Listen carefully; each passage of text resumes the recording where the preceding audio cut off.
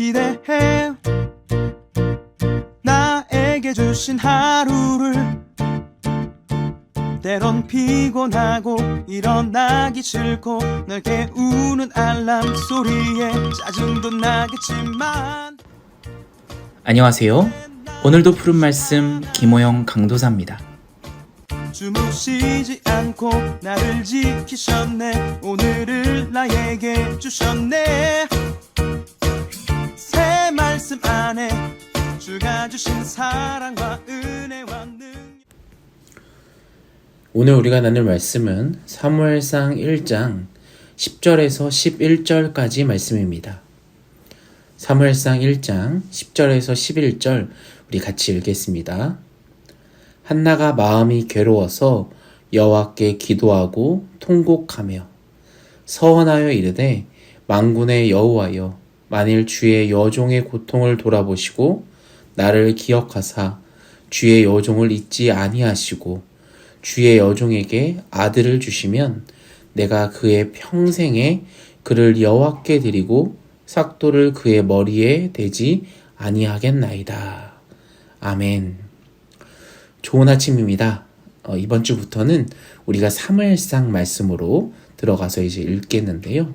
오늘 1장에는 여러분들이 정말 잘 알고 있는 바로 한나의 기도가 등장합니다. 그리고 한나의 그 기도를 통해서 하나님께서 그 기도에 응답하시고 아들 사무엘을 주시는 그 스토리가 등장하는데요. 이 스토리를 통해서 오늘 하루 하나님께서 우리에게 어떠한 메시지를 주시는지를 우리가 잘 받고 또 말씀대로 살아가는 귀한 우리 부사 모두가 되었으면 좋겠습니다. 1절을 보실까요? 엘가나라는 사람이 등장합니다. 그리고 엘가나의 출신을 지리적으로 또 혈통적으로 소개해주고 있는데요. 같이 읽을까요? 에브라임 산지 라마다임 소빔에 있는 에브라임 사람 엘가나라 하는 사람이 있었으니 그는 여로함의 아들이요 엘리후의 손자요 도의 증손이요 숲의 현손이더라. 아멘. 이 엘가나를 소개해주고 있죠. 에브라임 산지에 살고 있는 레이지파로 우리가 볼 수가 있습니다. 그리고 2절을 보시면 엘가나에게 두 아내가 있음을 소개합니다. 그에게 두 아내가 있었으니 한 사람의 이름은 한나요 한 사람의 이름은 브닌나라. 브닌나에게는 자식이 있고 한나에게는 자식이 없었더라. 아멘. 아내의 이름이 등장하는데요. 바로 잘 알고 계시듯이 한나와 브닌나로 소개가 됩니다. 근데 그 소개가 뒤에는 굉장히 큰 차이점으로서 둘을 비교하고 있는데요. 어떻게 비교하고 있죠? 바로 브닌나에게는 아이들이 있었다. 하지만 한나에게는 아이가 없었다라고 뭔가 대조해서 이 두 아내를 비교하고 있습니다. 그러면서 시선은 자연스럽게 한나에게 주목이 되죠. 우리 인간은 무언가 이렇게 두 가지를 비교하게 되면, 특히 사람과 사람을 비교하게 되면 뭔가 더 연약하고 약자에게 더 끌리는 게 있지 않습니까? 우리 이 둘을 비교하면서 벌써부터 참 한나가 안 돼 보입니다. 아유, 한나 어쩌냐 하면서. 성경을 읽으면서 하나님께서는 항상 이런 배경을 자주 주시는 것 같습니다. 인간의 한계의 상황을 보여주면서 그 가운데서 뭔가 하나님의 초월적 사역을 보여주시죠.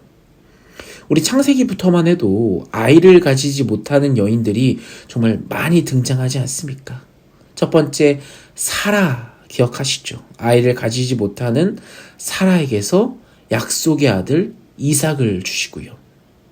또 아이를 가지지 못하는 리브가에게서 야곱과 에서가 생깁니다. 또 아이를 가지지 못하는 라헬을 통해서 요셉을 낳고요. 이처럼 하나님께서는 참 그 인간의 한계를 끌어올리시면서 그 마지막에 딱 하나님의 초월적 능력을 보여주시면서 뭔가 하나님께서 이렇게 반전을 보여주시죠. 오늘 본문에서도 아이를 가지지 못하는 한나가 등장합니다. 굉장히 절망적이죠. 얼마나 힘들었겠습니까? 당시 사회만 놓고 쳐도 아이를 낳는 엄마는 뭔가 선생으로 불릴 정도로 대우를 받는 시대였습니다. 하지만 아이를 가지지 못하는 여인은 무시당하고 박해당했습니다. 뭔가 절망의 끝이었죠. 하나님께 저주받았다라는 소리까지 들을 정도였습니다. 한나가 얼마나 괴로워했냐면 오늘 본문 10절을 보시면 그 한나의 마음이 정확하게 등장합니다. 같이 읽어볼까요? 한나가 마음이 괴로워서 여호와께 기도하고 통곡하며. 아멘. 통곡하였다라고 합니다. 이 한나의 그 감정이 느껴지시지 않습니까?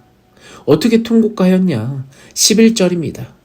서원하여 이르되 만군의 여호와여 만일 주의 여종의 고통을 돌아보시고 나를 기억하사 주의 여종을 잊지 아니하시고 주의 여종에게 제발 아들을 주시면 내가 그의 평생에 그를 여호와께 드리고 삭도를 그의 머리에 대지 아니하겠나이다. 아멘. 여러분, 이 11절이 이 통곡의 목소리로 그리고 눈물을 흘려가면서 막 꺽꺽대면서 한나가 이렇게 기도했던 것입니다. 한나는 끊임없이 기도했습니다. 아무것도 할 수 없는 이런 무능한 인간이 창조주 하나님께 나아가서 통곡하며 기도하고 있습니다. 아들을 구하고 있습니다. 서원까지 하면서 말입니다. 여러분, 결국 어떻게 됩니까? 하나님께서는 이런 한나의 기도를 들으시고 아이를 허락해 주십니다. 20절 말씀입니다. 한나가 임신하고 때가 이름에 아들을 낳아 사무엘이라 이름하였으니 이는 내가 여호와께 그를 구하였다 함이더라. 아멘. 사랑하는 여러분, 하나님께서는 이렇게 주님 앞에 나아오는 것, 나아와서 기도하고 정말 간절히 기도하고 또 통곡하며 구하는 이런 한나의 기도를 들어주신 것입니다.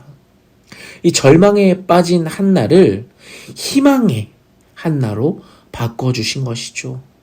사랑하는 여러분, 여호와 앞에 나아가는 것 자체가 바로 절망을 희망으로 바꿔가는 출발인 것입니다.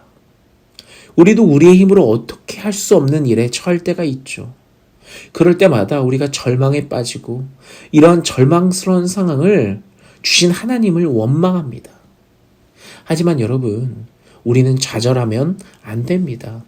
우리가 처한 그 절망을 그대로 여기서 끝이 아니라 그 절망을 통해서 하나님께서는 새로운 희망을 향한 도약을 이끌어내실 것입니다.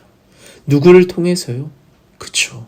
하나님께 나아감으로, 하나님께 나아가서 기도함으로, 통곡하여 서원함으로 하나님께서는 그 우리의 기도를 들으시고 절망을 희망으로 바꿔주시는 분인 줄 우리 믿으셨으면 좋겠습니다. 여호와께서 한나의 기도를 들으시고 기억하시고 사무엘을 주심으로 절망을 기쁨으로 바꿔주셨습니다. 여러분, 그리고 그것이 끝이 아닙니다. 이 사사기 시대, 암울한 현실에 빠져있던 그 이스라엘 모두를, 이 사무엘을 선지자로 하나님께서 세우심으로 통해서 이스라엘 전체에게도 새로운 희망을 주시고 계십니다. 한나 개인의 기쁨뿐만 아니라 더 큰 이스라엘 전체에 기쁨을 주시는 것이죠. 사랑하는 여러분, 바로 이 한나의 기도가 이 암울한 시기에서 바로 번영의 세대, 다윗 왕국으로 가는 길을 연결하는 그런 교량의 시발점이 된 셈인 것입니다. 여러분, 절망스러운 문제가 생겼다면 우리 어떻게 해야 됩니까? 바로 여호와 하나님께 가지고 가시기 바랍니다. 가서 구하십시오. 통곡하십시오. 서원하십시오.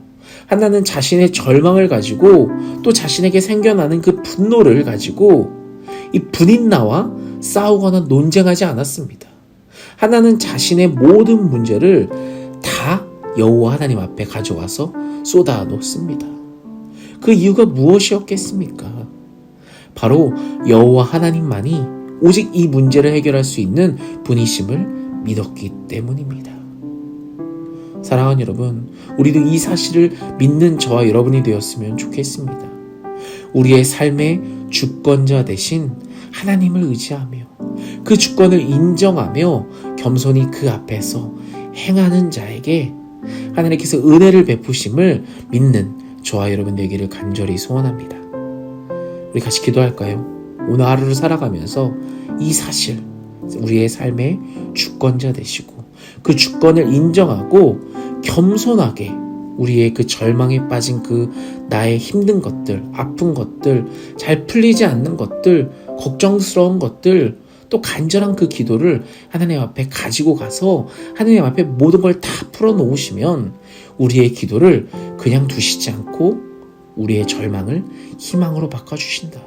거기서 끝나는 것이 아니라 나를 그냥 기쁨으로서 끝나는 것이 아니라 이 세계 전체에 이 희망을 주고 계시는 그 하나님을 믿고 오늘 하루를 또 묵묵히 살아가는 저와 여러분이 되기를 간절히 우리 기도하며 나아가겠습니다. 같이 기도합시다.